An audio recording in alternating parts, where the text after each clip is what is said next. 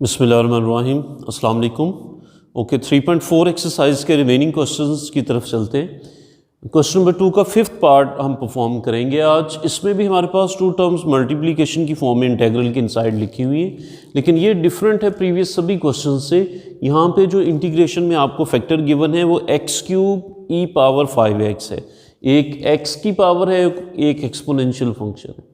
तो जो x का हमारे पास फंक्शन है, जो इन पावर्स ऑफ x लिखा हुआ है, उसको हम फर्स्ट फंक्शन ले लेते हैं।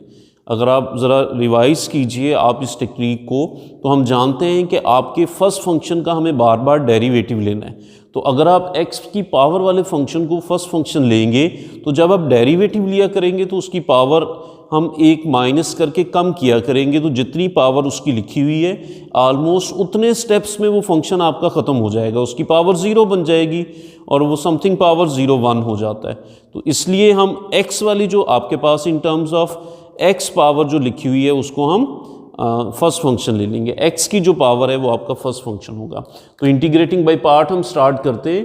x की जो पावर है उसको हमने फर्स्ट फंक्शन लिखा, तो first function same integration of second exponential function की इंटीग्रेशन तो वही होती है e⁻5x, लेकिन उसकी पावर में जो फंक्शन है उसके डेरिवेटिव से हम नीचे डिवाइड कर देते हैं। एक्सपोनेंशियल की पावर में फंक्शन हमारे पास क्या लिखा हुआ है एक्सपोनेंट में 5x, इसके डेरिवेटिव से डिवाइड कर देंगे। 5x का डेरिवेटिव 5, तो first sem integration of e⁻5x, फिर minus integration of this integrated value and derivative of first. So derivative of first क्या होगा, x³ का अगर आप डेरिवेटिव लें तो पावर रूल अप्लाई करेंगे, पावर नीचे और पावर में से एक कम, क्यूब में से एक कम करेंगे तो हमारे पास स्क्वेयर्स रह जाएंगे। सिंप्लीफाई कर ले, ये 1/5 हमने पहले लिख लिया, x³ e⁻5x सेम, -3/5 ये कांस्टेंट टर्म्स हैं, इनको आउटसाइड द इंटीग्रल हम शिफ्ट कर देते हैं। So this is 3/5 and integration होगी x² e⁻5x। तो उसी पैटर्न पे हम दोबारा क्वेश्चन को लिखते हैं जिसपे हमें इनिशियल क्वेश्चन की स्टेटमेंट गिवन थी। तो x² को पहले लिख लें, e⁻5x को बाद में, फिर प्रोडक्ट रूल अप्लाई कर दें। This is first function and second, so integrating by part again repeat करेंगे हम इस सारे प्रोसेस को 2 दफ़ा 3 दफ़ा, जब तक कि x पूरा का पूरा ख़त्म नहीं हो जाता। फर्स्ट सेम सेकंड की इंटीग्रेशन माइनस अगेन इसकी दोबारा इंटीग्रेशन एंड x² का डेरिवेटिव, वो इस केस में 2x हो जाएगा। आप इस 3/5 को भी इनसाइड मल्टीप्लाई कर दें, 2/5 को इस 3/5 से मल्टीप्लाई कर दें, दिस इज 6/25। यहाँ पे बाकी एज इट इज़ हम पेस्ट करते जा रहे हैं, सिर्फ आपकी कैलकुलेशन बिल्कुल लास्ट वाले इंटीग्रल्स में चलती जाएंगी। सो यहाँ पे टर्म्स क्या रह जाएंगी, x एंड e⁻5x।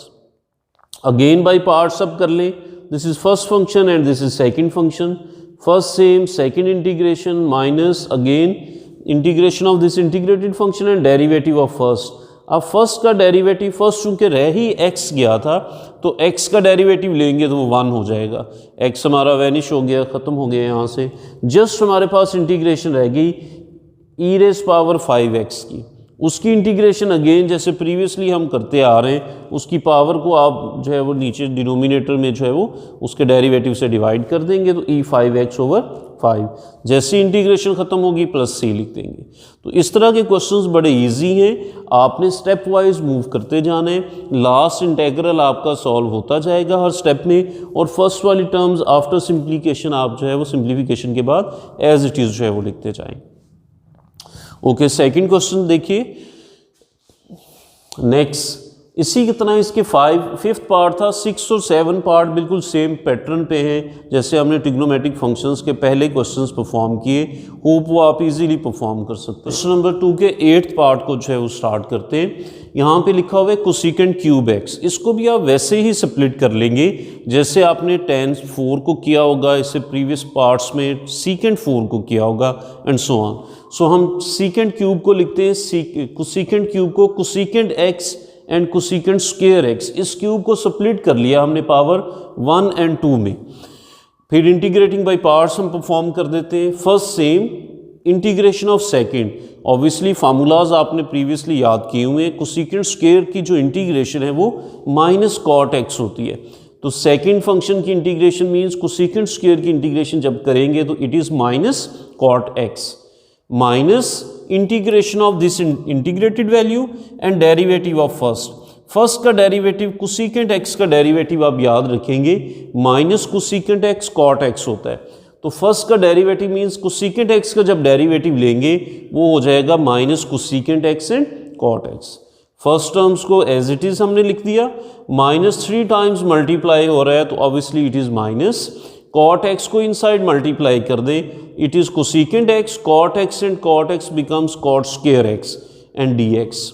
इस कॉट एक्स स्क्वायर एक्स को आप चेंज कर दें in terms of cosecant x, जैसे tan के फॉर्मूला में हम करते हैं कि tan स्क्वायर को चेंज कर देते हैं सीकेंट एक्स -1 में, ऐसे ही कॉट स्क्वायर एक्स को चेंज कर देंगे कोसेकेंट एक्स -1। ट्रिग्नोमेट्री का बड़ा सिंपल सा फार्मूला। नेक्स्ट कोसेकेंट एक्स को मल्टीप्लाई कर दें फर्स्ट टर्म से भी, it becomes cosecant cube x minus cosecant 1 time is cosecant x. इस इंटेग्रल को डिस्ट्रीब्यूट कर दें, minus cosecant cube x D x minus and minus it becomes plus integral of cosecant x D x. Cosecant cube x ये तो again वही integral आ गया जिसकी हमें स्टार्ट में इंटीग्रेशन करना थी, सो इसको हम आई कह चुके हैं, तो इस सारे की जगह पे तो हम आई लिख देंगे। फर्स्ट टर्म्स वैसे ही ये सारा आपका क्वेश्चन रिपीट हो गया, इसको आई लिख दें जैसे लेफ्ट साइड पे आई हम चला रहे हैं, प्लस ये आपका फार्मूला आपको याद होगा कि जहाँ पे आपके कोसेकेंट एक्स की इंटीग्रेशन आएगी, ये हम पढ़ चुके हैं आपकी प्रीवियस एक्सरसाइज में, वो होता है log of cosecant x minus cot x plus c. So इस फार्मूला को हम यूज़ कर लेते हैं। ये आपकी एक्सरसाइज 3.3 से पहले एक एग्जाम्पल सॉल्व है, तो उस रिजल्ट को हम एज अ फार्मूला यूज़ कर रहे हैं।